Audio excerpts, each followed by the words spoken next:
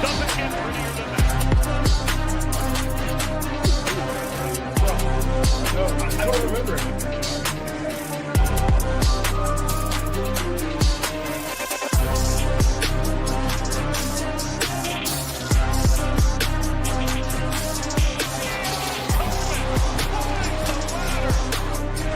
And a one-hand effort by Harris. And Harris stabs it.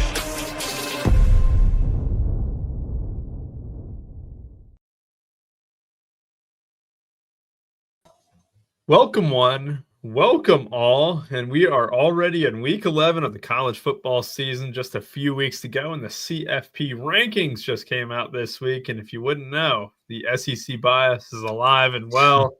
Good stuff is happening. But first, I got to go to Bruce. How you doing, man? Good. Way ahead of schedule this week. It was a fun evening last night of football and good little 3-gamer this evening, and then solid weekend of football as well. So it's good to see those college football rankings, and we did pretty well last week. The only problem was everybody else did also. I think my main at least was over 200 in both the main and the night slates, and then late night slate was even good. So it's a good week. It's good to have one of those after a couple down weeks for me at least. And the late night slate featured Cincinnati, and we're done with the Brendan Sorsby Heisman updates for the foreseeable future, which I know Big T will be very happy about. It was a great slate last week. Obviously, you guys were all over that Clemson and Duke game, and Big T. I mean, I think I had 225 or 230 in my main lineup, and it was good enough for a triple up. That's about it. It felt good. Don't get me wrong, but just the amount of fantasy points last week was insane.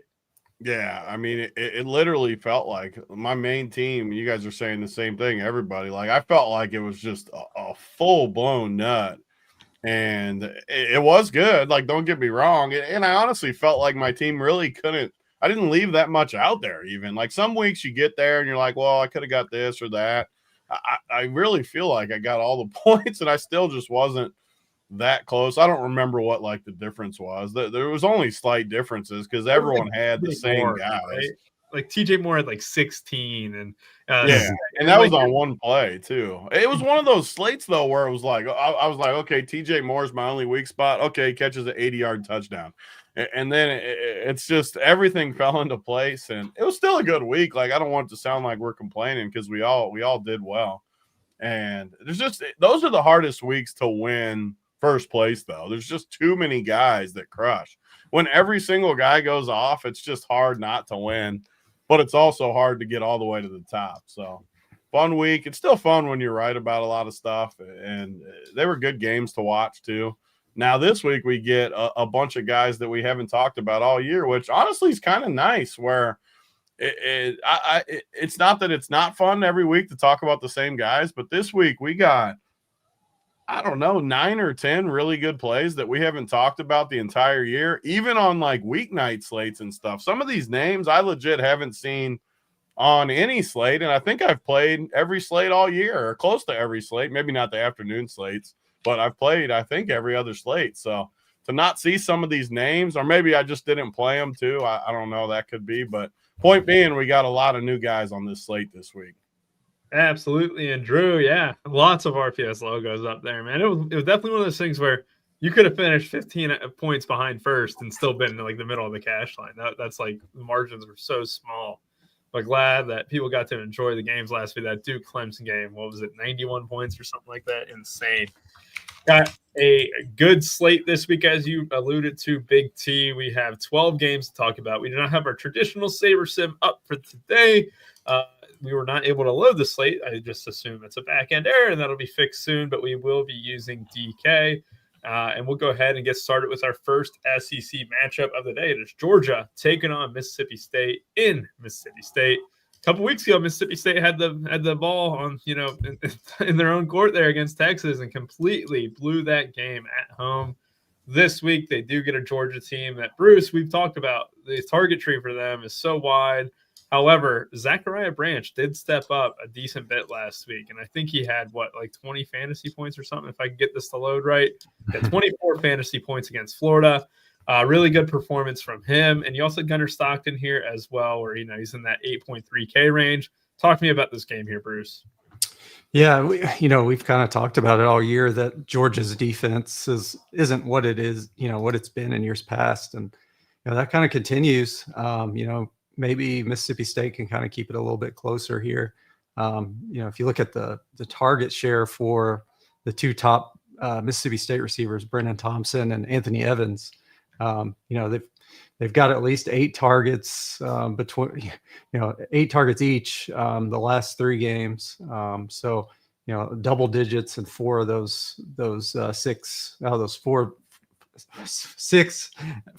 out of those 6 times. I'll get that out eventually. And they're playing near 100% of the snaps. So those guys are both in play here, especially Anthony Evans. He's an ex-Georgia receiver, and he's they're under 6K still.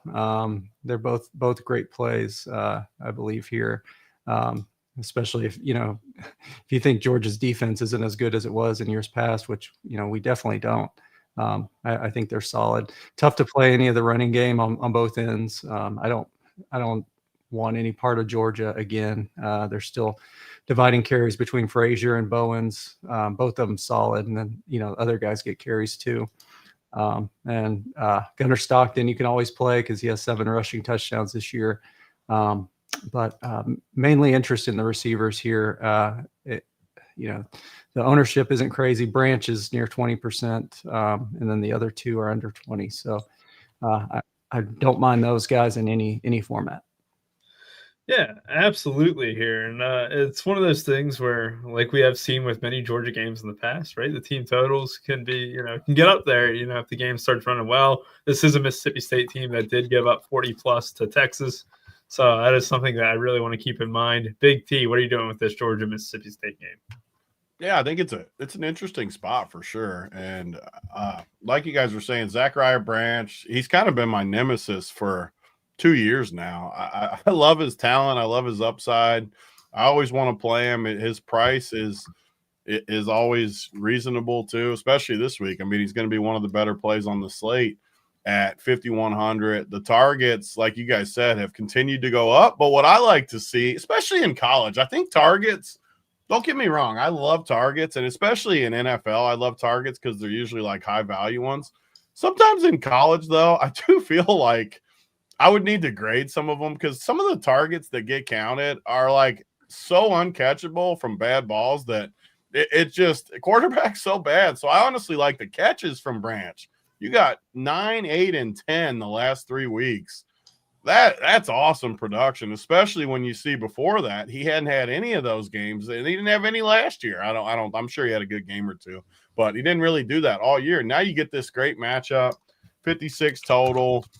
Everything. Gunnar Stockton's going to be one of the better plays of the slate. It just makes a ton of sense. And the nice part about it, I think, is you get Bruce's boy, Brennan Thompson, the other side, who just continues to smash and smash every single time, it feels like. 5,700, Evans, 5,600, Shapen. I don't know if I can play Shapen. He's just too bad. Speaking of bad targets, I mean, he's got to throw a ton of just bad quality balls.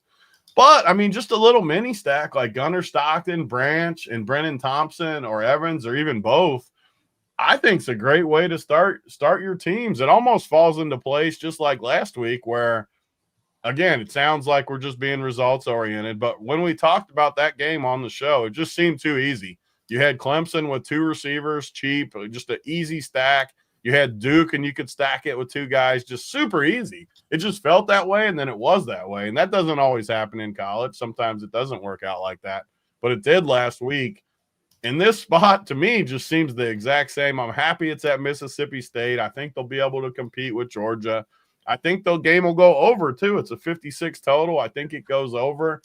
And there's really not that many playable guys. Like, we got the running backs. I just don't love the running backs. Our boy Buff Bagwell on the one side and Nate Frazier on the other. Don't need that. So it's just clear who to play. It's Stockton, it's Branch. Maybe it's Shapen if you really wanted to gamble on a game stack, but I think you could go elsewhere. And then Evans and Brennan Thompson. But I freaking love Brendan Thompson. Bruce talked about him, I think 2 weeks ago was his play of the week. 3 weeks ago? Two. It's against 2 weeks ago. I thought you said, yeah, I do it. And that was a tricky spot. This is like an easier spot for Bruce's same guy. So count me in on all of this. I might start my teams with a little 2 or 3 man stack here of this game.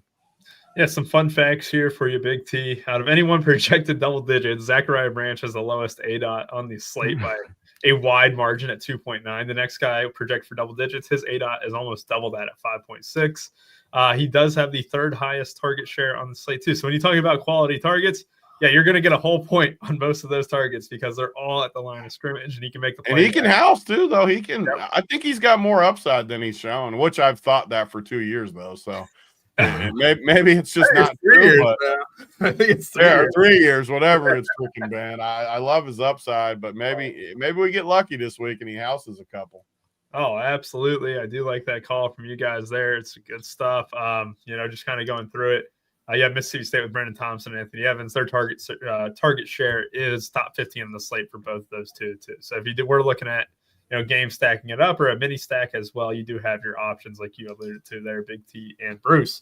All right, we'll move on from this game. We'll go to the Big 12 matchup. This game is the most important for the CFP, BYU and Texas Tech. The Big 12 bid is something to kind of track down the stretch here. You got a lot of important games for the Big 12 to finish out. BYU is going to be in the thick of it entirely. I know they get UC next week, which UC sucked last week against Utah. They only have one Big 12 loss. You got a whole bunch of stuff like that going on in the Big 12. Texas Tech loses this. I mean, they're completely out of the playoff picture, it would look. So I look at this game, and the one thing, Bruce, that I was absolutely shocked by was the guy with the second highest target share on the slate, Parker Kingston. I was kind of shocked by that at 5,300. He has been absolutely going off over the last 4 weeks. 30, 26, 17, 36. Dude is absolutely producing, and the ADOT especially is just insane, right? Like when you're looking at plays down the field, two guys you can really think of to do it are Parker Kingston and Chase Roberts on this BYU side. And then for Texas Tech, I mean, you got Caleb Douglas, who has had great games. This game does seem a little bit juicy here, Bruce. What do you think? Yeah, Parker Kingston, man, he's fast. He's I think he was ex-track star. I was looking at his bio and it says his grandma ran track at BYU. So, man, that's good. It's good to have it in the family for sure. He's really fun to watch. I love watching him and Chase Roberts. Both are cheap again this week. Chase Roberts is really good too. So, those two guys will have to do some work. I think Texas Tech does a good job of stopping the run. So, if they're not able to run the ball with LJ Martin and, even Bear Bachmeier, they should have to throw it a little bit more here. Both those guys are cheap. 4,500 for Chase Roberts is crazy. 26% target share last four games. And, he just looks like a stud out there. So I like him. Caleb Douglas really has, kind of stepped it up. 12 targets last week, 10 the week before, and just looks a lot better than he did earlier in the year. Virgil as well and Carter are both solid plays there as well. Jacoby Williams is going to have some ownership just because of the price. $5K for him is criminal.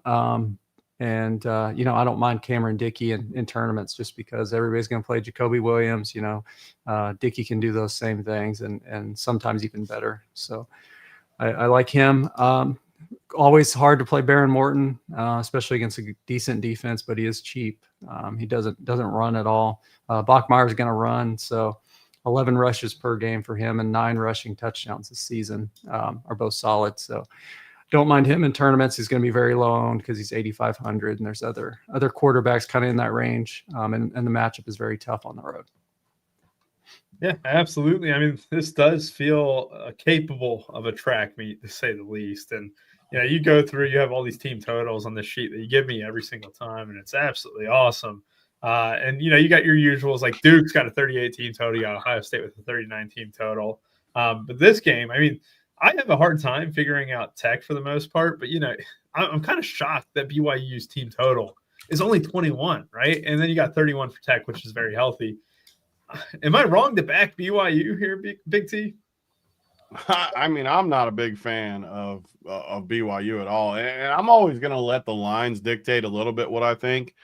I mean, when you got Texas Tech -10 and a lower total, because I always like to think what the total will be before I pull it up, and I was just doing that honestly while you guys were talking. I was pulling the spreads up and stuff, and I thought it would be closer to mid to high 50s, and it's only 51.5 with, I mean, just a clear edge here in Texas Tech's favor, which I'm honestly shocked how big the spread is, and I'm shocked how low the total is. So in the old days, I would just like instantly think BYU in this spot, but I think it might just be a dominant Texas Tech spot. And it makes sense when I look down the roster too. Like LJ Martin's kind of been good all year, but I don't love this spot for him.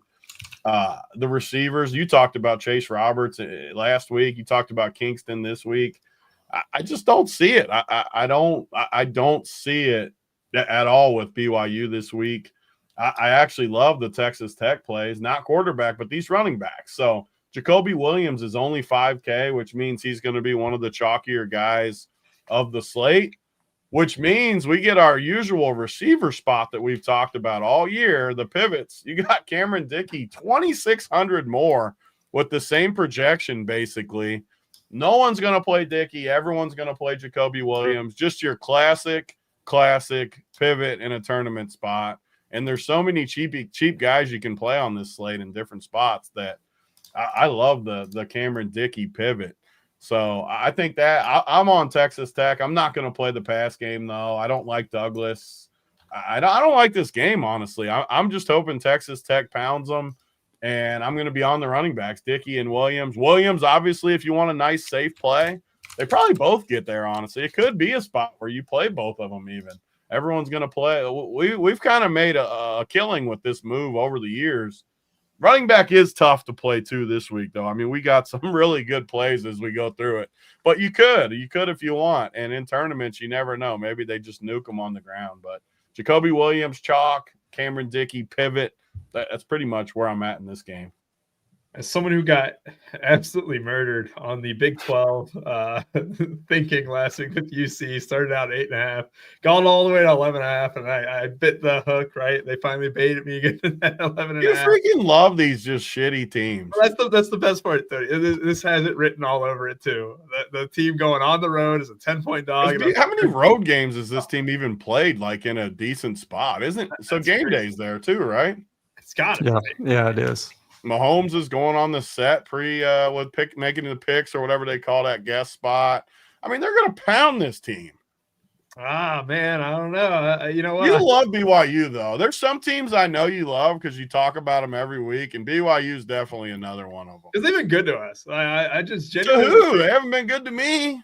Because you don't play Chase Roberts and Kingston enough. I know. That's true. I have not played them. I play Chase Roberts a handful, but I haven't played Kingston at all. And I hate freaking Bachmeier. Bachmeier. Every time I hear that name, I think of that Silicon Valley show on yeah. And I know Rubio's probably never seen that either, just like usual. But me and Bruce could have a healthy laugh here over it. How have you not seen Silicon Valley? I don't even know what the hell that is. Unbelievable. That's the between you and JSU with the shows you haven't seen, it just tilts me.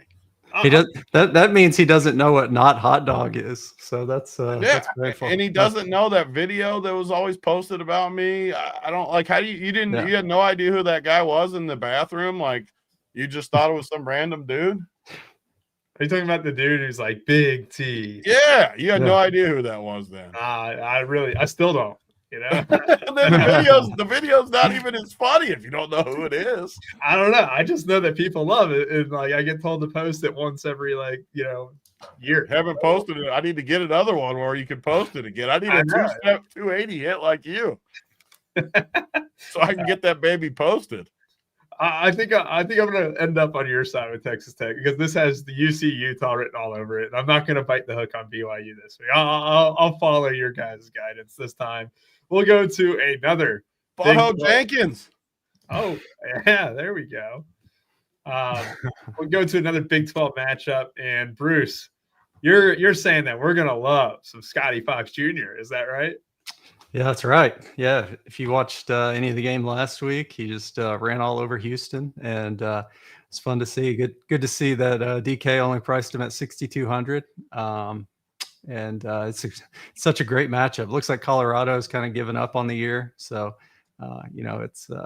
it's just a great spot for West Virginia. West Virginia is terrible. Don't get me wrong. They are probably one of the worst teams in college football. They somehow pulled out a win last week, against Houston, but they're still a very bad football team. And I think Colorado could be. They should be able to move the football very easily here. It should go back and forth. Both defenses are terrible. Dior Hubbard at 4,800 is priced way too low. You got 68% of the snaps last week, and they should be able to run on Colorado.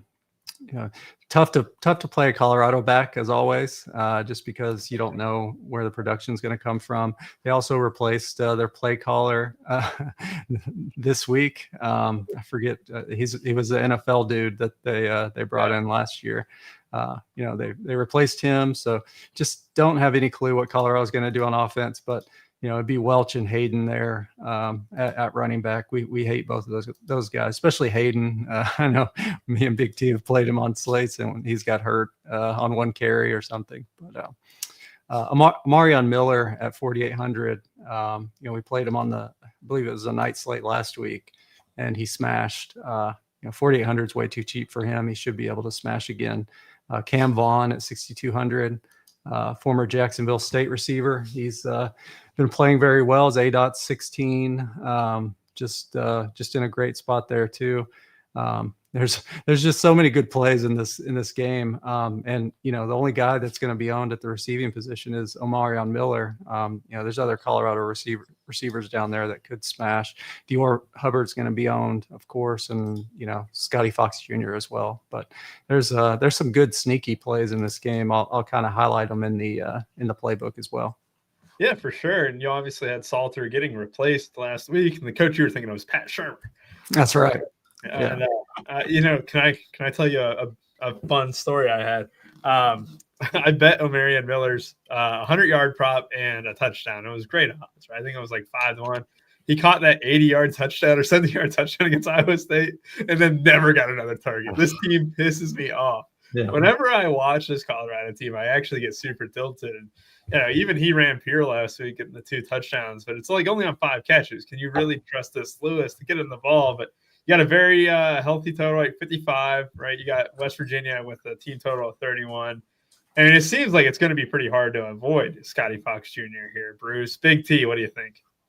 Yeah, I mean, the way you avoid him is just to play the easiest running back play of the slate, DeAndre Hubbard. I mean, he's 4,800. He's just slam dunk city. I mean, you just slam him in there. You can't not play this dude at 4,800. He's going to be mega chalky, everything about it. I just don't see how you get away from a 4,800 guy that got 29 carries last week. I mean, if he gets 29 carries or even remotely close to that versus Colorado, like it's just going to be Nuke City. You do never know what West Virginia is going to do, though. They do weird shit. But some plays, and one of the reasons I love college football is I just don't really ever get away from plays like this. I just slam them in there and let other people try to – and then I'll just get different in other spots where I can play receivers and different. Yeah. Where's my pie chart? Hold on. I've been waiting all day. Pull up Hubbard. I need the chart. No, I don't want Fox. I want my boy Hubbard. I want to see the upside. There you go. Boy. Yeah, we're back. I've been waiting for my chart. I can move forward. I've been out of my element here. I've been struggling trying to. Now that I got my chart, I can re-dial in here. But I do agree a lot with Bruce. Scotty Fox, like, I'm not saying I'm not going to play him because he is 6,200, and some of the good quarterback plays are like 8s and 9Ks this week. So I don't want it to – but I would much rather just play Hubbard, and I really don't think – it just depends on how much fight Colorado has. Like Julian Lewis can't throw at all. He's another guy that is just more of a college-type quarterback. Omarion Miller – you have to like him at 4,800, but I don't need him. I don't need any Colorado. They're a disaster. Deion's going to – just ride off into the sunset somewhere. Like it's just a disaster. It was so good at first. They beat TCU first game, and then just full disaster ever since then, it feels like. So Don't love him. Don't love this game. I do think Hubbard, though, is the easiest play of the slate. He'll probably be the highest owned of the slate, too, but just a very, very easy play. So you wouldn't be open to stacking them up 11K total, Hubbard and Fox Jr. together? I'm not going to say I won't because I definitely could. And like cash, I would for sure, too. Like, I would really be tempted to do it in cash. But West Virginia Bruce is right. They're a pile of dog shit too. Like they're not good. It's just Colorado's bad. You still got the spread too. Always let the spread tell you something. It's less than a touchdown at home. That tells you that they're a bad football team too. Neither team's good. I won't be surprised if Colorado wins this football game. I just these teams suck. So don't get too crazy. Yeah, that's the thing about Rich Rod. You know, we played him like we played his teams during the week last year, and like he always just slammed his running back into the line like 30 times. It's kind of what he did with Hubbard last week. You know, they go fast and they like to run the football. So, you know, it's going to be that same thing. I kind of think he just slams him in there again. Is one of the reasons I think it's him over Fox. And honestly, as we go through the games, I don't really want to play Fox. If I had to save salary, I would. But I think it's so much easier because all these quarterbacks up top, at least the ones I like, you have at least one receiver you can pair with them. It just makes a lot of sense to fade Fox. In cash, you're going to probably play him, but I don't need it. Yeah, makes sense. I'm so happy you showed me that Saber's back up. I didn't realize how much I use it until we're on a show, and it just makes it so clean to look at the players and stuff. Way easier, especially just with any. I know it's we don't have the run pure ones because we couldn't upload them, but at least having just a pulse of projections up there so people don't have to see 4 backup quarterbacks lined up in a row at 6K or whatever. We'll move on from that West Virginia game. We'll move to Indiana and Penn State. Another game that the spread's closer than I would have thought. Penn State coming off a game against Ohio State where they kind of got hit in the second half, hit hard, and that was the big thing. They kind of pulled away. I think this is going to be a little bit of a letdown game for them too. I think Indiana's going to be out for blood. Bruce, what do you think? Yeah, I think Indiana just destroys them. It's Penn State just looked terrible in the second half against Ohio State. Looked lost. So I just think you play anyone on this Indiana offense. It's always tough to figure out. Tough to get the receivers right, of course. Cooper, Surratt, and Williams, all great receivers. It's just you toss that name in the hat and try just hope that you get it right. But Cooper 9 targets last week, Surratt 0, EJ Williams 4. So it could swing like always. It's just a guessing game there. All the ownership's going to be low. So I don't hate those guys in tournaments, but good luck. Himby is a solid play. He went off last week. Always a solid play. Katron Allen, I don't hate him in tournaments. Dude's been getting 70% of the snaps. So he's always in play. Just a very tough matchup. And Mendoza, you can play him with the receiver too in tournaments as well. But other than that, I just want to move on to the next. Yeah, I mean, this was a spot where if the Clemson-Duke game didn't absolutely nuke, Ohio State double stacks would have for sure been in the winner. But the problem was, that game went off, right? But this Penn State team was killed through the air last week. Tate and Smith both put up great scores. Julian Sand had a massive score as well. Is that something that for large field tournaments, Tony, you could be interested in Mendoza doubles? The projections are just shockingly low for Surratt, for Cooper, even for Himby, honestly. So you got a 50.5 total, 14.5 spread. Indiana kills everybody. I just don't love the numbers, and there's a lot of good spots on this slate. So I think I'm just going to fade this game. I was trying to like someone, but everybody feels overpriced a little bit too. There's no way I'm playing Mendoza. And part of the issue too is I just don't think Penn State has any life to them. If I could be convinced even remotely that they had some fight to push Indiana at all, one of these weeks someone's going to play Indiana tough. Your conference just sucks so much ass, though, that there's just never anyone that can play them. Like, when do they play someone? You talk about the SEC every week, and this team just keeps running dumpster after dumpster after dumpster. Like, when do they play someone? I mean, I'll just say this, preseason number 5, preseason number 2. I don't even remember. Who cares preseason? They lost 9 games. Hold on. I'm creating a narrative. The preseason number 2 struggling in their own conference. What does that say? The rankings were definitely not wrong. Who was the closest spread Indiana played? At Oregon. Who else have they played that was even a? It was definitely just the Oregon game, I would assume. Because they didn't play anyone good outside of the conference because you don't need to in the gauntlet like the Big Ten. The Kennesaw State, they're bowl eligible. I mean, they beat them 56-9. You can't Illinois, even say it with a straight face when you talk about your SEC bias. I mean, obviously, I'm not sitting here thinking that anyone in the SEC stands a chance against Indiana, Oregon, or Ohio State. I haven't even looked at the main slate yet this week, man. It'll be fun, though. Bowers was an absolute thrill. And you go back. Well, how good will you feel when you go back to back Jacks? I don't have the Bengals to stack against this week, so or Dallas. Or Dallas. I got to think. I can't just do a 4. It was funny when I was updating the flow chart for the week. All the good spots are on by. I'm like, shit, I better not. NFL this week's gonna be tough. Oh my God, it is. I don't want to play this week. Ohio State and Purdue. It was the first week in about 3 or 4 weeks that both Smith and Tate went off. Smith had a pair of touchdowns and over 100 yards. You had Carnell Tate go off with 126 yards and a touchdown as well. Just massive production from this room. And I think Sayan is finding his ground as well. And Bruce, but this is Ohio State team going against a weak Purdue side. It's just about how much of the production will come through the air versus the ground, because even their run game is now almost 4 deep, right? You got Bo Jackson splitting carries with West and Donaldson and Peoples. It almost feels like it's only the passing game that's viable in this one. What do you think? Yeah, I agree. Purdue's so bad on defense. It could come from anywhere. I do expect Sayan to throw for some yards and some touchdowns for sure. But just imagine that, it's going to blow out pretty quick, just because I don't see how Purdue scores here. Smith and Tate are always in play. Tate is still at 5,700, which is crazy to me. And he's just been smashing every single week.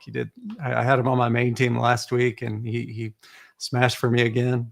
Smith smashed again last week. And this is on low targets as well. So they're just scoring touchdowns, and, Tate's going to be owned. I have him at 20% right now. And, he's definitely going to have some ownership. Bo Jackson as well, going to be in that 15 to 20% range. He's still a good play. Purdue's given up 30 DraftKings points per game to running backs. It's just tough with how many good running backs they have, especially with Donaldson kind of subbing in at the goal line. It's rough. I don't mind saying and a receiver or two in tournaments. And, of course, Bo Jackson at 5,400. It's not terrible. Yeah, the best part about having Julian Sand double stacks last week was realizing you didn't have Barkay or Antonio Williams in those lineups. And so, I was sitting there, I'm like, man, I got like 4 Ohio State doubles. This is awesome. And then I look, I'm like, wow, we're still so far behind the Clemson Duke stacks. Big T, I mean, look, the way that Sand's spinning the ball, he is now your Heisman favorite, him, Mendoza, and then it's Ty Simpson. Those seem to be the clear and obvious 3. The way that they're slinging it, it's just insane. Do you have any interest in them? They're going to be popular. I just hate these games. The total's only 48 and they're favored by 30. I totally understand that these guys have crushed in limited volume. I just don't see it. I think I'm getting off all the chalk here. If I was playing anyone, it would just be a receiver, like hop in on Tate or Jeremiah Smith. You can always play these guys, but there's just so many good plays on this slate. Do I really need to play a 30-point favorite and a 48 total? Purdue's going to predicted to score 9 points. I just don't see it. Like, don't get me wrong. I think you can play these guys whenever you want, but there's good quarterbacks on this slate that are better plays than him. There's better priced receivers that I don't know. Like Tate's due for a game too where he gets like 9. He just keeps smashing in limited volume. Get out of here. Get out of here. You got Jamar Chase and Justin Jefferson, basically. Oh, my God. Like, I don't think that's even bold. I'll say I don't even think that's you bold. You don't even think that's bold. Like, that's a classic Rubio. I don't even think that's bold. Like, the two best receivers in football. Like, yeah, I don't think it's the bold same team that won me every slate for a whole year because they just smashed everyone's face in, including Clemson in the title game. They had an SEC defense. They scored. The SEC. They scored 4 gazillion points. Like, oh my God, what that team would do to this team is just it would just be. Whew. Fun question: has Ohio State even been a part of a 50 points total yet this year? I actually think they don't ever play anyone either. Your conference is all dog shit teams. Like, when do they play people? Texas. They took on number 2 in the freaking first game of the year too. Like, Texas would probably whoop on their ass. Get out of here! Get out of here! I get Bruce back on my side there. He comes right back in. Yeah, I'm on your side. Let's do it. Yeah, you almost made me run to FanDuel and put in a massive bet on national champion right there to Ohio State. I'm going to take all that money I put on Ohio State winning the chip. Man. Ohio State stinks. You know what? No, I can't do this. I can't do this. I mean, I wasn't even going to go in on them hard until you told me these two are better than Jefferson and Chase. I did not say the word better. All right, come on. Whatever you said implied they were better. No, I said it's similar to what Jefferson and Chase were. Carnell Tate is that good. He is 5,700. Don't think, just play. Maryland, Rutgers, another classic gauntlet Big Ten conference game. You got Malik Washington. Ian Strong is a very good click, 6,500. He's back to full health because he had some injury concerns. This game has a lot of ownership, according to Saber. And Bruce, I know that you'll have your ownership up too. What do you think about this just massive Big Ten game? Yeah, and it's mainly because Rutgers defense has been terrible this year. I played Altmaier against Rutgers last week, and I think he had like 5 or 6 touchdowns on FanDuel, and it was a very good day. That's all you have to do is play whoever's playing against Rutgers from now on. Their defense is just getting torched, and that's kind of why you see the ownership the way it is. KJ Duff and Ian Strong. I think both of those guys are future NFL receivers. They both got 14 targets last week as well. Rutgers had issues running the football against Illinois, and I think they have issues here running the football. So I could see those guys getting tons of targets here again. And they're both elite, so they could put up big scores. It's tough to play the quarterback. He doesn't run a ton, but if he throws a couple touchdowns here, 6,700, he definitely could be optimal. I'd play him with both of the receivers for sure, Duff and Strong. But Maryland's going to be able to move the football as well.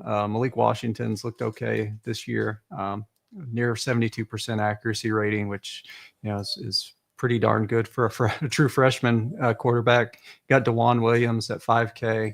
He's going to get most of the running back snaps against a team that's given up nearly 30 DraftKings points per game against running backs. So I can't wait for Nolan Ray to score a couple touchdowns and tilt me. That's just the way it goes for Maryland. It's a really good spot. All the Maryland receivers are under 5K as well for the most part. I just think Maryland puts up some points here, and they're all in play. It's a great offensive game for sure. Yeah, I mean, makes a lot of sense, especially with the way Rutgers defense has been. And, all I heard when you were talking about, KJ Duff and Ian Strong was they were basically the version of Devontae Smith and John Mechie back in 2020, So, just elite wide receivers on, a really tough. You're just in your bag. It's a big Z. I love what Bruce has to say here about this game. I mean, it does feel like it's very stackable. It doesn't seem like the ownership's getting too high on this one. My only problem is with Malik Washington is who do you stack him with, right? With Shalik Knotts, he is their highest target share, but it's still below 20%. So it's not like you're getting just a slam dunk wide receiver to pair with it. Yeah, and I like this game too, but it's for how clean it is for me, actually. Because I think this DeJuan Williams, I mean, look at this pass work. 4 for 78, 7 for 86, 5 for 35 the last 3 weeks. He's got double-digit carries every week too, except last week when they played Indiana and they got beat by 100. So, I mean, he's 5K. He's yet another running back that just looks – it's almost like the NFL version of some of those pass-catching running backs where you just get so much volume from that pass game that it's tough not to crush at 5K. And then it gets me off of having to guess who in the world I'm playing on Maryland receiving and Malik Washington, who I really don't want to play on this slate. So if I play DeJuan Williams, and then you go to this other side, which is maybe the most clean double stack, and I say that knowing that the quarterback isn't very good either. It's college, though. But Ian Strong and KJ Duff, and that's not even talking about like Sheffield, who's a pretty good receiver. But Ian Strong and KJ Duff are just strong plays. Volume, upside. You can play it with Zach Galifianakis or whoever this freaking dude, however you say his name. Just love the double stack. And it's similar to like the Georgia spot earlier where you can kind of have a clean little stack. I haven't played around with overall teams yet, but you could double stack both of those games, like the spot where you play Stockton and Branch with one Mississippi State guy, and then play Zach Galifianakis and 2 receivers, run it back with DeJuan Williams. Yep. I'm actually going to look at it right now because that team makes a lot of sense. And last week on the show, we kind of built that team on the show. We built that team that scored 230. And I was honestly regretted it a little bit because then there was just a million-way chop to with it that it just was so clean that if you were watching it, you would have just had to. You liked Higgins, and I clicked Queso in that one. And then Queso just dude. Queso was honestly one of the reasons I didn't do better because it just didn't fit that build. And I got so attached to that build that I just couldn't get to him. But if I would have, like you said, if you would have got off TJ, that was who it was, right? TJ for Clemson. He got 17 or something. If you would have got off that and went to Queso and went up in one other spot, that was the nuts, I think. Because even Jeremiah Love got there late too, which was crazy. And he smashed, man. That was the most annoying part. Going to the afternoon, I thought I was crushing, and then he crushed, and the other dude crushed, and it was like I didn't even move. I didn't move a centimeter. And even Tristan Smith was kind of good at 3K. It was just wild. It was a wild week. I was like, what in the world would have had to happen to get to the top? Yeah, that was definitely Galifianakis. That's the guy who was at Minnesota back in like 2020 or 2021 or whatever. So because he was the one dude who went to my high school actually started at quarterback for Minnesota, and he almost took his job. Yeah, Tanner Morgan. Tanner Morgan. He was good at handing it off. Yeah, you know what? When you have Ibrahim there, you got to. I mean, that he was an absolute goat for college football. This dude is slinging. I didn't realize he's like 3rd in the Big Ten in passing yards. So I definitely like that double stack. Double stack is, and then you don't have another thing I like when you double stack. You don't have to decide between the two because it's hard to like pick between the two of them. You're going to guess wrong. Yeah. I mean, that's the best way to look at it too. I'm going to be on board with this game with y'all. We'll move on to Iowa State taking on TCU. These are 2 familiar teams that we have talked about all season. Still got a whole bunch of games left, but Iowa State, you got Bronco Beck, you got Josh Hoover in this one.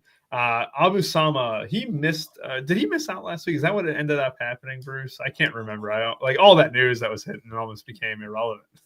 He played for like 3 snaps. Oh, that's fun. Yeah. That's one way to skirt the injury report, is to give a guy 3 snaps. That's awesome. But this one, I mean, we've always been on the McAllister train on this show. TCU has been good to us for the most part. They got a very healthy team total as well. What are you doing with this game here, Bruce? Yeah, it's a solid game for sure. Iowa State dropped one to Jeff Sims and Arizona State last week. Yeah, that's I think Jeff Sims just shoved it up our ass for sure. He had 228 yards rushing and 2 touchdowns, which he can do like once every 4 or 5 years. He can do that for sure. But I like this game for offense a little bit. I know it's going to be somewhat slow, but the total's still up there because the defenses aren't very good. You got everything. You got good receivers in McAllister and Dwyer on the one side. Then you have Sewell. Sewell had 12 targets last week, and seems to be kind of becoming that guy that we thought he'd be in game one. So I think he's interesting at only 3,800. His ownership's still showing kind of low. I haven't seen a lot of people talk about him. Another guy is Brett Eskildson, the receiver. He's from the area. He's from the Fort Worth area. So he's 3,900 and a big play guy. So I'm kind of interested in him. I think Brahmer could be out for this one. I haven't heard for sure, but he got destroyed last week. I had him, and he had like 15 DraftKings points in the first quarter, and then he got hurt. So if he's out, Burkle, I don't mind. I think he's a solid play. And there's 2 3K guys in Everhart and Brown. I filled out most of the playbook earlier. I put both of those guys in the 3K shitter column just because there's not much. DK took away my 3K running back, so kind of have to dig deeper now, which kind of have to look at everything at receiver. Kavorian Barnes at 6,200 is solid. We have a lot of guys at that high 5K, low 6K range at running back, and I think he's one of the better ones as well. Carson Hansen does look like Sama's back, so I don't have much interest, but he does score touchdowns, so that could happen. Could have a 3 touchdown day there. Hoover and Becht are both in play in tournaments for me. Becht's a little bit better runner, 8 rushing touchdowns this year, so I have a little bit of interest there. But it's a solid game for offense. It's a Big 12 game, so anything can happen there. Yeah, the gauntlet of the Big 12 as well is definitely something to consider. Especially compared to the SEC, Big T. Josh Hoover, 8,800 does feel a tad high. I can see why that could be a turnoff to some at about 10% ownership. But again, one of the clearest guys to stack with in Eric McAllister. If you wanted it, what are you doing with this one? Yeah, you got a clear stack for sure with McAllister. Iowa State games have killed me all year. I just haven't jived with them very well, and I just don't like this game that much. Iowa State kind of feels like they're reeling a little bit. TCU doesn't. I don't know. I just don't love it. I don't love the prices. Even McAllister, I don't love him at 7K. He always has upside. I don't know. I don't like this game as much. Just looking through it. Maybe it's that I just don't like Iowa State too. Like Hansen with Abu back. I don't know. I don't like this game too much. Honestly, Bruce, I'm going to say I hate Rocco Becht. I can't stand it. You were talking about quality of targets, Big T, earlier. Chase Wells, quality of targets, they piss me off sometimes. Like he'll just chuck it at his feet or just chuck it behind him. I'd be a guy that 3,800, probably the guy that I'll have. There's college guys that'll get like 14 targets and like 3 of them are catchable. Like it's just it's tough. Don't get me wrong, it's nice stat, but it's not like the NFL where almost all of them are decent targets. Unless it's Caleb Williams throwing you the ball. Unless it's him throwing fastballs from 8 yards away at your face. I didn't get to say this to you, but I watched that entire Bengals-Bears game. Bro. My one takeaway was, God, Caleb Williams is horrible. Yeah, he crushed, and it wasn't because he was good. It was just because the Bengals stink. Just any quarterback would have put up 47 in that spot. Jake Browning could have taken that Bears team. I don't know about that. I think so, man. Arizona taking on Kansas at Arizona here. We got Jalen Daniels, you got Highshaw, you got Fafita. This game, you mentioned it last week too, it was hilarious. The Trey Spivey play, that dude just scored like a few first touchdown bets this year, and then nothing the rest of the game. It's just it's an honored tradition at this point. They run the first play of the game for him, and he houses it, and then gets nothing afterwards. How's your thinking on this one here with Chris Hudson at a nice 5,800 tag? It's so hard to project guys like that because he's 3,200 again this week, and could very well play or could be out. I think I saw something he's questionable or something, but he plays about 40% of the snaps, catches one ball, and it's for a touch. He has 6 touchdowns this year. I think somebody said he had like 14 catches or something crazy. So yeah, it's it's tough to project guys like that. Chris Hunter is out for Arizona, likely. I think he was doubtful. So we should see Hudson, Watley, and those 2 guys are the main targets there for Arizona. And Wysong, of course, at 3,700. But I think Fafita's kind of played really well this year. I thought he'd kind of take a step back, but they've done a good job picking up other receivers. Last year, they just had McMillan, and I kind of equate it to the Cowboys when they had CeeDee Lamb, and that's it. It kind of looked like they would opposing teams would double him, and he wouldn't have anybody else to throw to. Kansas is terrible on defense, so I do kind of like Fafita here in tournaments. He's looked really good this year, throwing over 30 times per game. Running it even 6 rushes per game. I think it's a solid play. I don't hate it just because of how bad Kansas is on defense, and they give up so many big plays. And Hudson and Watley are big play guys, so I do like those guys. On the other side, I like Pickett, Henderson. I think those are solid plays. Mahdi is good. He starts. Just always tough to play an Arizona running back because they have 4 of them. So I think those guys are reserved for tournaments. Highshaw is decent, but Kansas is pretty good on defense. And you always have LaShawn Williams there too. But I do think the Arizona passing game is sneaky here. Yeah, Fafita. I know that's big team music right there. Playing Fafita on a slate. I never need a second invitation to play Hudson, but yeah, Fafita, big T. What's your thoughts on him? Yeah, I'm gonna let you guys partake in that experience. I mean, he went 11 for 19 versus Colorado. I mean, I'm gonna let you guys. He did crush Oklahoma State. He did crush Washington State. So he's dismantled some just god awful team. I'm gonna let you guys enjoy this experience. I'm gonna sit this one out. Kansas has really tilted me too. I mean, I know I said I didn't like the last game, but I don't like this game either. Was it last week or 2 weeks ago? Kansas played Kansas State, and they were just horrendous. Like they're bad. Woo, they were bad. They were in my core. I watched the whole thing. It was just. I love college football. I do, because some weeks you watch it and you just know right away that your team just has zero chance. And other weeks, like last week, you know right away that we're going to crush. It's just fun. It's a fun experience. It's not like any other sports. You just know. And sometimes it'll be weird spots too that you don't really know are coming. Other spots, it's a fun fantasy sport. But I'm going to be off this game. I'm going to let you guys enjoy this experience. Yeah, and if you look at the game last week, he was 11 for 19, but they were up 38-7 at half against Colorado, and it was so easy for him. I know the teams that they've played this year have been pretty bad, but Kansas is another one of those. So another one of Rubio's conferences. Yeah, that's just I think it's very sneaky, especially with these receivers. They're really good, and they should be able to score on Kansas for sure.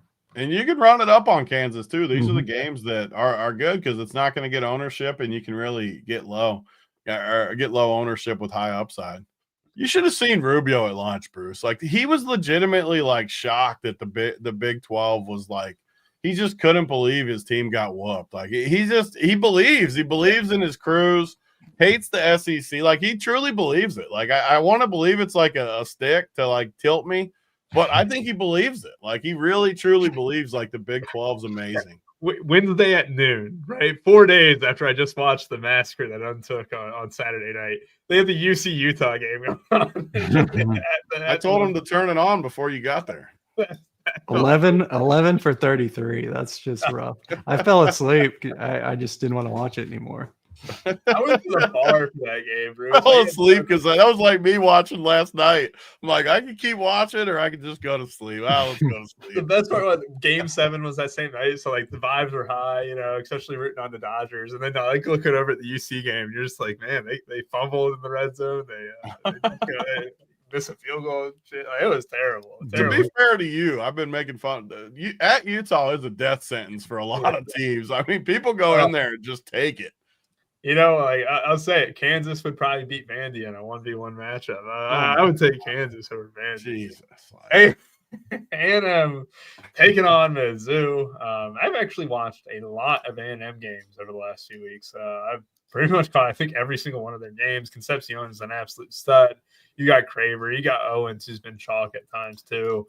As far as the Mizzou side goes, I mean, I know you're one of the biggest Ahmad Hardy fans in the space. I mean, he's a great running back, but low team total here, kind of a gross total overall. It's below 50, but Texas A&M has been a part of some thrillers. In that game against Arkansas, they conceded a bunch of points as well. And now they're going to Mizzou. What's your take, Bruce? Yeah, both these teams off a bye here. And the problem with Mizzou is they have a new quarterback in Matt Zollers. And I think he's either a redshirt freshman or true freshman, a very young quarterback, and it's just a tough spot for him.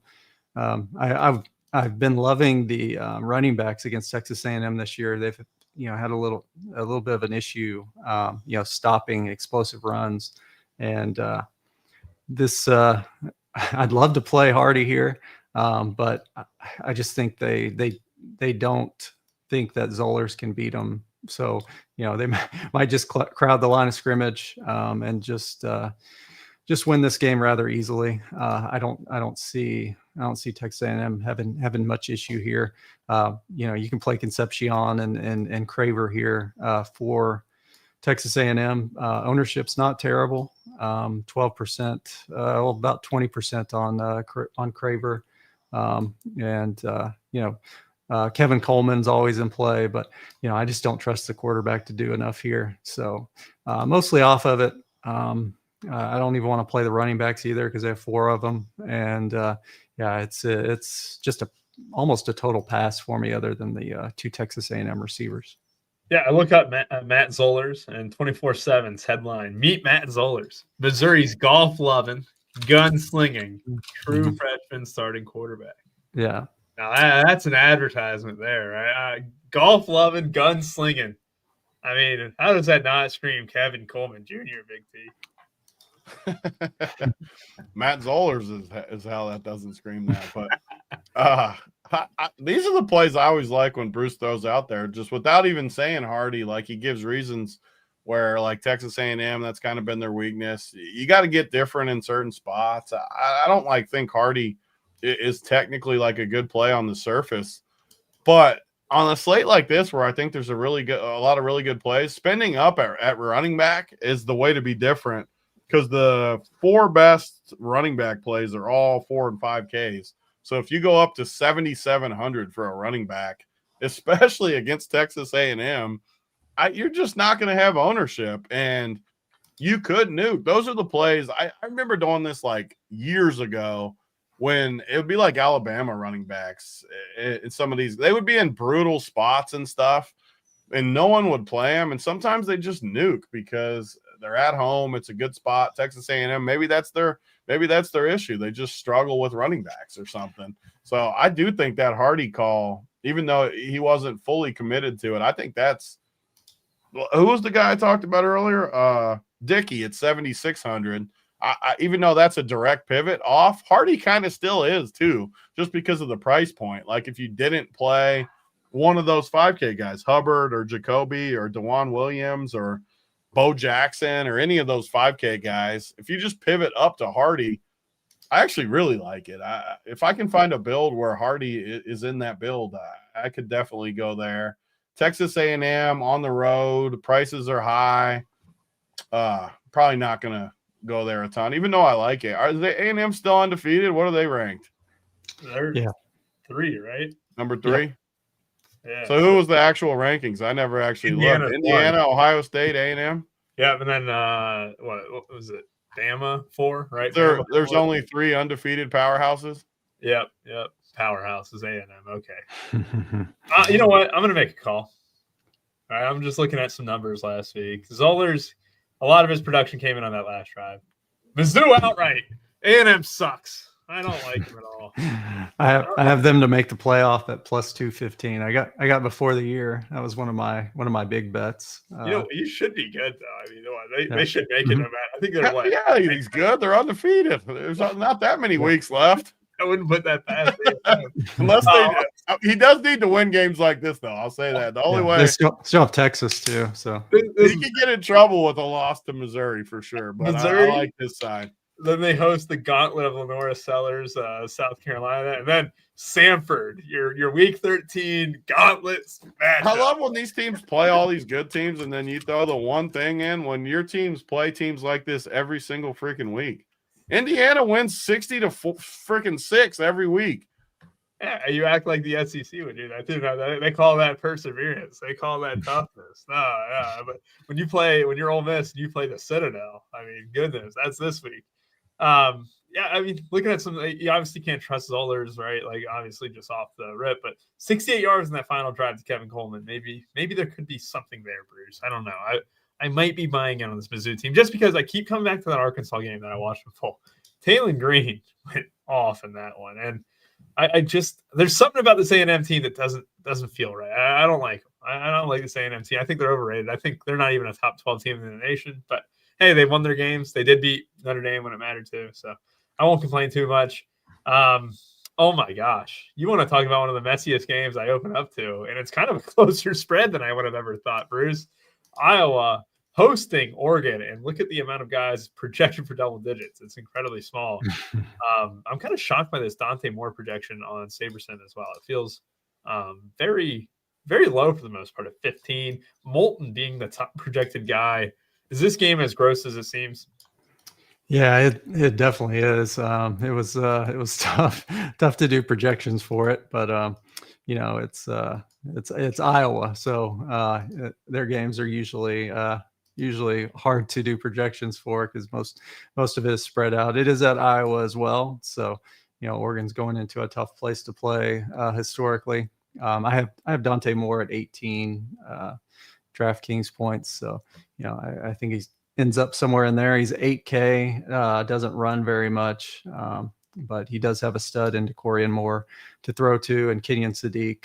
Both those guys are elite, but just tough matchup. They're both cheap. I mean, I'll give you that. 5,100, 4,400 for Sadiq. Sadiq is always a solid play. I think one of the best tight ends in the country. Moulton is not bad at 6,100, but the matchup is really tough. Oregon's only given up 19 DraftKings points per game to the running back. I don't think Whittington is a bad play either at 4,600, but Oregon has so many good running backs. If they really feed him the football, though, it's a good play for under 5K for sure. But other than that, I'm mostly going to stay away. I think it's a pretty bad game for DFS. Yeah, I mean, last game against Wisconsin was terrible weather as well. They only scored 21 points against a terrible Wisconsin team. Moore threw for 86 yards. You had Brock Thomas. He got 4 for 46. This Davison being a guy who got 16 carries last week. Noah Whittington got 14. It seems that are they finally picking 2 running backs, right? Are these the main 2 at this point? I know that we've been through so many, and you had that guy. God, what was it? Who's that running back? Mekhi Hughes, yeah. So I was thinking of Mekhi Becton or something like that. But yeah, Hughes transferring out. You got Lamar's, I don't know what, if he was hurt or whatever. Big T, I can't imagine that you're going to play a single soul from this game. Definitely not. And Iowa's like an enigma almost where they're just – how do they do it every year? Like they're the same freaking team every year where they just have the smallest totals. They just pound teams that suck. They can't beat anyone that's any good.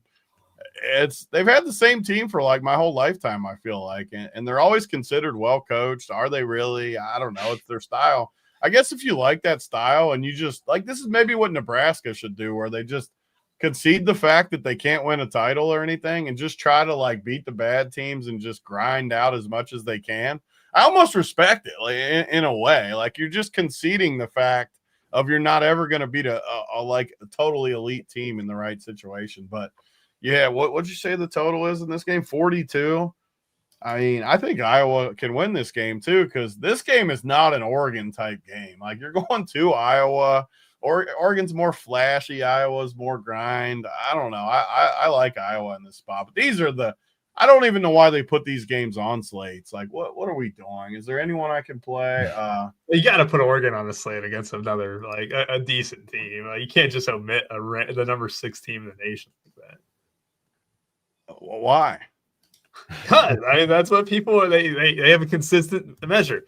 You play, if a team is playing a Power 5 team, then it's a decent spread, right? That's all that they look at. The guy I should play is this Bolton dude, and just run him right up your ass. Like, just run him right up your Oregon team's ass is what I should do, because Iowa always has running backs.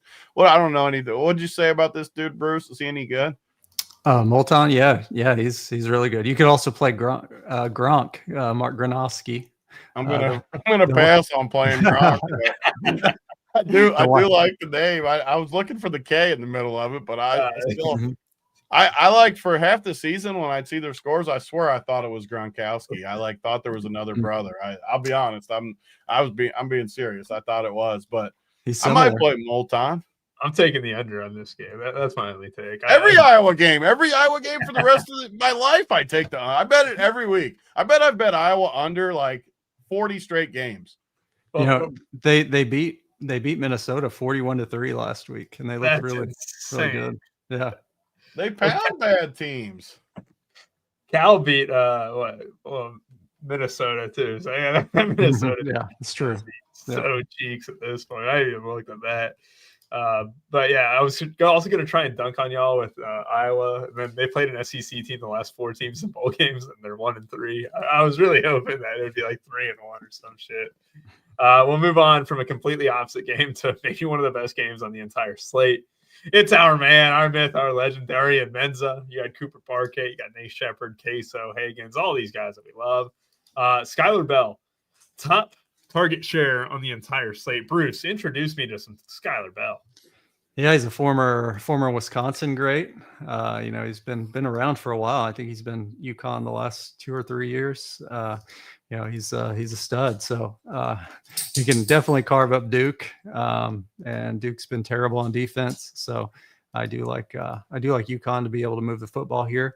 I also like Juice Vereen, 4,400 tight end. Was at NC State last year, is actually from North Carolina. So, he'll definitely want to beat Duke here. I think, he's a stud for sure. 12% target share isn't great, but he does have 4 touchdowns this season, and he is cheap here. So I like him. Barkate and Brown are both in play. John Nieder, 3,100 is also a solid play. Always can go back to Samir Higgins at 3,600. Running back Shepard, 8,200 is tough to get to, but he's a solid play. Cam Edwards at 5,900 for UConn is going to get most of the running back snaps, and Duke has had issues on defense, so he's a solid play here. And then Fagnano. I don't want to get canceled for that. You're allowed to on these shows. His 9,200, he's a solid passer. I don't mind playing him. We saw what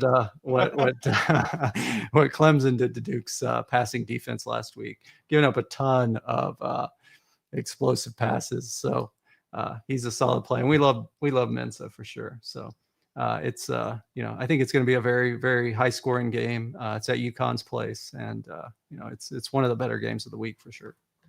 We got Andrew Brunswick. He's a big UConn guy. He's already claiming the refs are going to be benefiting Duke, which is probably the case when Duke's their main postseason have. They're going to be a lot of Duke love over the next few weeks. Again, this is the crazy part too. But what is Duke in the rankings right now? Are they? No, okay, that's basketball. That's what I kind of got to do. I got to remember to put football whenever I look up Duke, because it's clearly a basketball school. That didn't work either. Wait, is Duke not ranked? No, they're not. No. You're kidding me. What do you think, Dukes? You think good teams are like, you're delusional with this stuff. No, to be fair, I think it's right. I do. I don't know why I thought, isn't Duke undefeated in the ACC? No, they have a loss. I'm an idiot.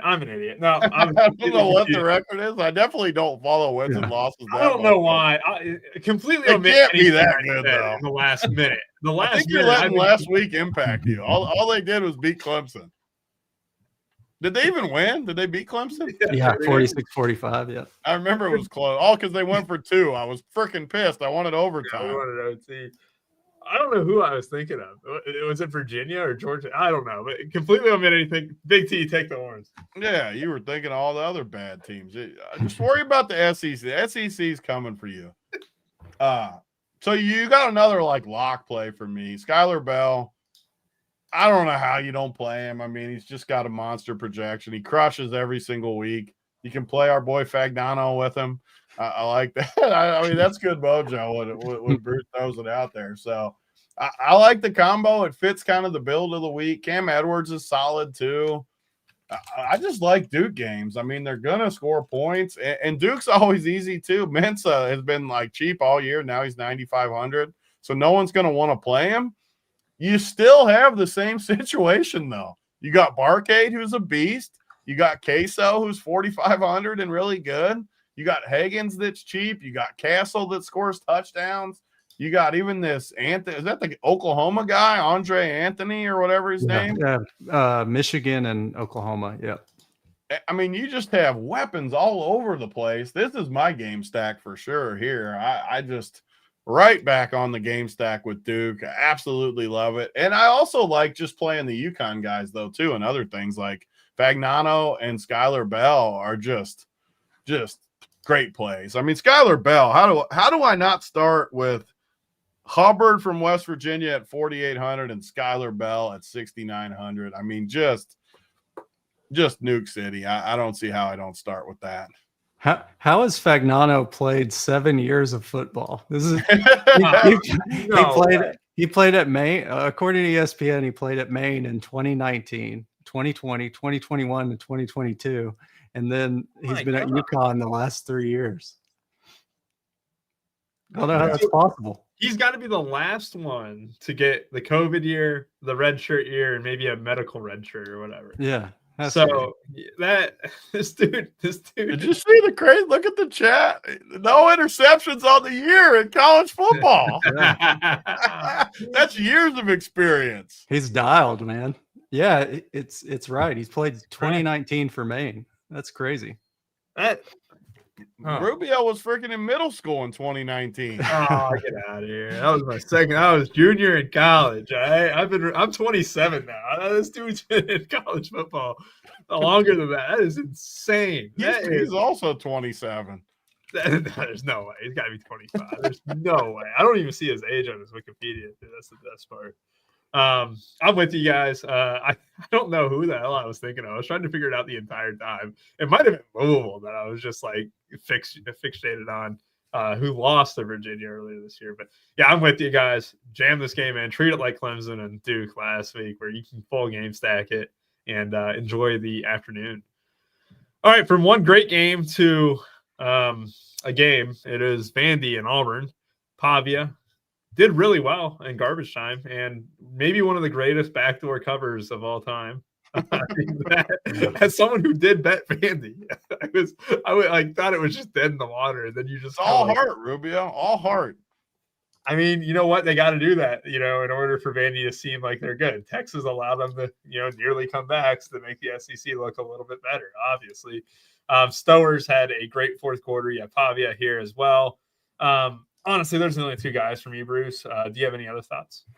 Yeah, if you saw the game, the 2-point conversion that Vandy got the cover on was the worst call. They even reviewed it and said that he got the ball over the plane, and it was like, how do you even look at that? It clearly crossed it, Bruce. Clearly. Yeah. Was that the one where it was like I got on bad beats that I saw where it was literally short, and Scott Van Pelt was like, it's short. Yeah. And it They even was short, and I won on it reviewed it. too.